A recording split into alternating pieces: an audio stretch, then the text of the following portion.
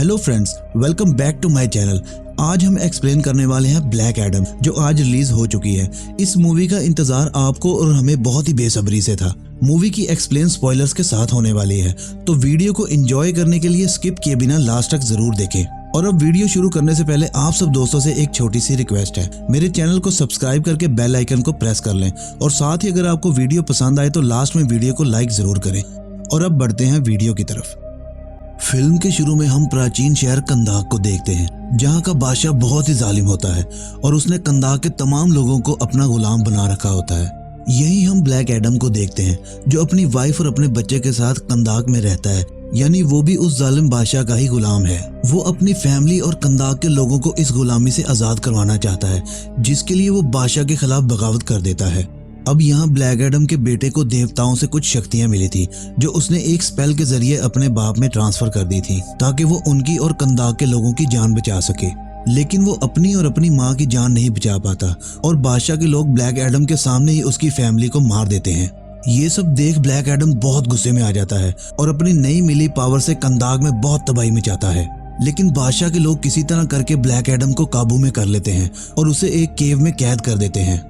और अब यहीं से सीन कट होता है और फिल्म के अगले सीन में हमें हजारों साल बाद का यानी प्रेजेंट टाइम दिखाते हैं, जहां ब्लैक एडम को लोग एक देवता के तौर पर जानते हैं और उसे अपना सुपर हीरो मानते हैं। और अब हम एड्रियाना को देखते हैं, जो ब्लैक एडम की केव को ढूंढ रही थी और फाइनली उसे वो केव मिल जाती है। वो ब्लैक एडम को नींद से जगाना चाहती है और तभी वहां पर इंटर नामी गैंग के कुछ लोग आ जाते हैं। एंटर गैंग का लीडर भी ब्लैक एडम की केव को ढूंढ रहा था, जिससे वो एड्रियाना का पीछा करते हुए यहाँ तक पहुंच गए। और अब यहाँ एड्रियाना शज़ैम वर्ड का इस्तेमाल करती है, जिससे ब्लैक एडम जिंदा हो जाता है और वो जिंदा होते ही एंटर गैंग के तमाम लोगों को एक एक करके मारने लगता है। वो अपनी लाइटनिंग पावर से एक आदमी को जलाकर राख कर देता है और ये सब देखकर एंटर गैंग के लोग उसको शूट करने लगते हैं। तभी ब्लैक एडम एक बुलेट को कैच कर लेता है और उन्हें कहता है कि तुम्हारा मैजिक तो बहुत वीक है, और इसके बाद वो हवा में उड़ने लगता है। एंटर गैंग के लोग देखते हैं कि ब्लैक एडम पर उनकी बुलेट्स का कोई असर नहीं हो रहा। इसके बाद हम देखते हैं कि ब्लैक एडम उन तमाम सोल्जर्स को मार देता है जो उसे शूट कर रहे थे, और फिर वो रास्ता बनाकर केव से बाहर आ जाता है। बाहर निकलते ही ब्लैक एडम को एंटर गैंग के कुछ और सोल्जर्स दिखाई देते हैं, जो उसे रोकने के लिए आए हैं, लेकिन वो उनके हेलीकॉप्टर को तबाह कर देता है। तभी फाइटर प्लेन का एक पायलट ब्लैक एडम को नीचे उतरने का कहता है, लेकिन ब्लैक एडम उसके प्लेन को तबाह कर देता है। दूसरी तरफ एड्रियाना अपने बेटे और एक साथी के साथ वहां से निकलने की कोशिश करती है, लेकिन तभी वहां ब्लैक एडम उनकी गाड़ी के सामने आ जाता है। एंटर गैंग का एक सोल्जर ब्लैक एडम पर एथेरियम मिसाइल से हमला करता है, जिसे ब्लैक एडम अपने हाथ से पकड़ लेता है, पर उस मिसाइल का धमाका इतना पावरफुल होता है जिससे ब्लैक एडम बेहोश हो जाता है। दरअसल प्राचीन कंदाक का बादशाह अपने गुलामों से इथेरियम की ही माइनिंग करवाया करता था, जो बहुत ताकतवर होने के साथ साथ खतरनाक भी था, और सुबाह का क्राउन भी इथेरियम के साथ ही बना है। और अब एड्रियाना बेहोश पड़े ब्लैक एडम को अपने घर ले आती है और वो और उसकी फैमिली मिलकर उसकी देखभाल करते हैं। और जब ब्लैक एडम की आंख खुलती है तो उसे सामने सुपरमैन का पोस्टर दिखाई देता है, जिसे वो देखते ही गुस्से में आ जाता है और उसे तबाह कर देता है, जिससे हमें पता चलता है कि ब्लैक एडम का सामना कभी क्रिप्टोनियम से भी हो चुका है, जो शायद हमें मूवी के सेकंड पार्ट में ब्लैक एडम के पास्ट के तौर पर दिखाया जाए। और अब फिल्म के अगले सीन में हम एड्रियाना के बेटे को देखते हैं, जो ब्लैक एडम की पावर्स को नोटिस कर रहा होता है और साथ ही साथ एक लिस्ट पर उसकी पावर्स को लिख भी रहा होता है। एड्रियाना ब्लैक एडम को समझाती है कि तुम्हें अपनी पावर्स का अच्छे से इस्तेमाल करना होगा, ताकि लोग तुम्हें अपना सुपर हीरो माने, क्योंकि यही लोग हजारों सालों से तुम्हें अपना देवता मानते हैं। ब्लैक एडम उसे जवाब देता है कि मैं यहाँ पर किसी का हीरो या देवता बनने नहीं आया।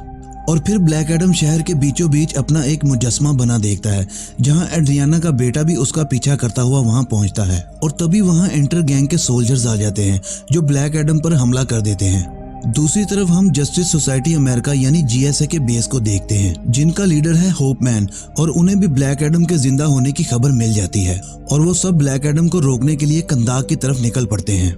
वहाँ कंदाक में ब्लैक एडम एंटर गैंग के तमाम सोल्जर्स का मार मार कर बुरा हाल कर देता है, और तभी वहाँ GSA आ जाती है, जिन्हें लगता है कि ब्लैक एडम वहाँ पर तबाही मचा रहा है।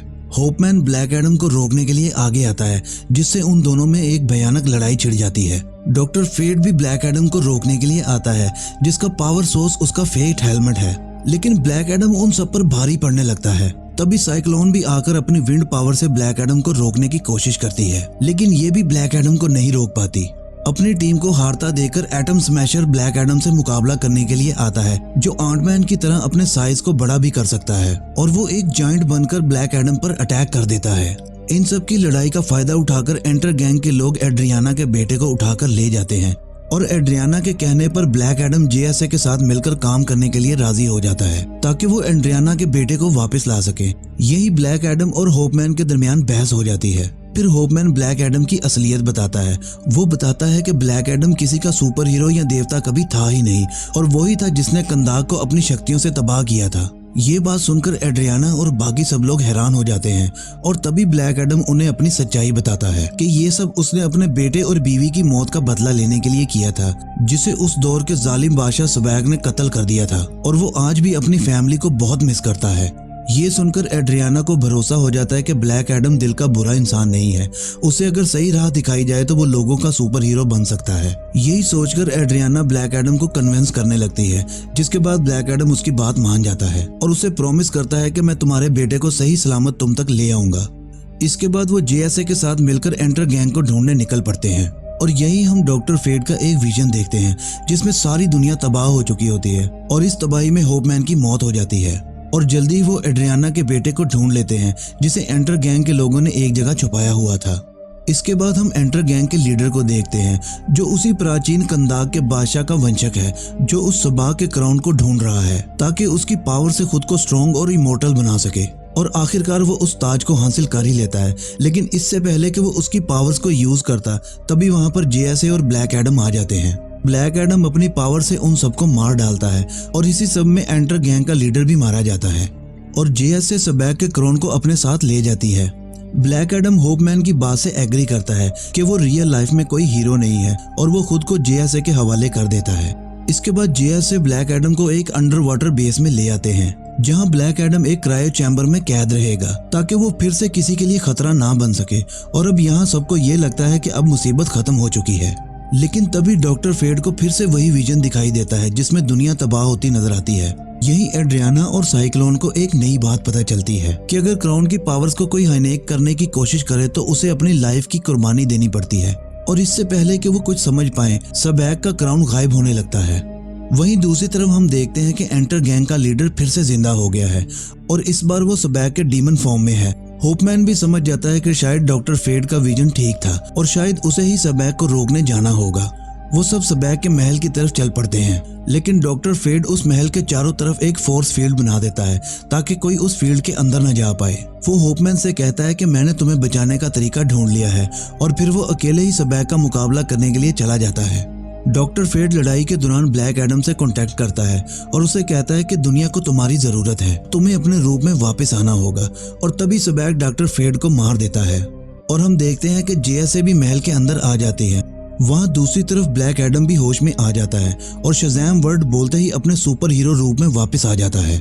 इधर स्वैग होपमैन को लड़ाई में मार देता है, लेकिन पता चलता है कि ये तो सिर्फ एक इल्यूजन था जो होपमैन ने डॉक्टर फेड के हेलमेट की मदद से बनाया था ताकि ब्लैक एडम को यहाँ आने का टाइम मिल सके।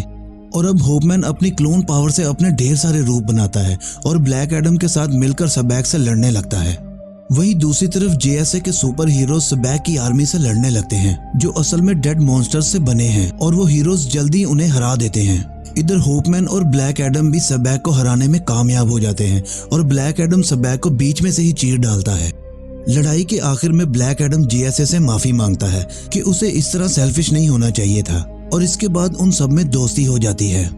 और अब फिल्म के आखिरी सीन में हम देखते हैं कि ब्लैक एडम कंदाक के महल को तबाह कर देता है और कहता है कि मैं यहाँ का किंग नहीं बल्कि प्रोटेक्टर बनना चाहता हूँ।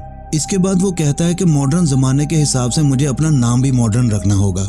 और तभी हम स्क्रीन पर ब्लैक एडम के नाम का टाइटल देखते हैं। मूवी के लास्ट में पोस्ट क्रेडिट सीन में हम सुपरमैन और ब्लैक एडम को देखते हैं, जहां सुपरमैन ब्लैक एडम को कहता है कि तुम्हारे आने की वजह से दुनिया कंफ्यूज हो गई है, मैं तुमसे कुछ बात करना चाहता हूं। और इसी के साथ फिल्म खत्म हो जाती है।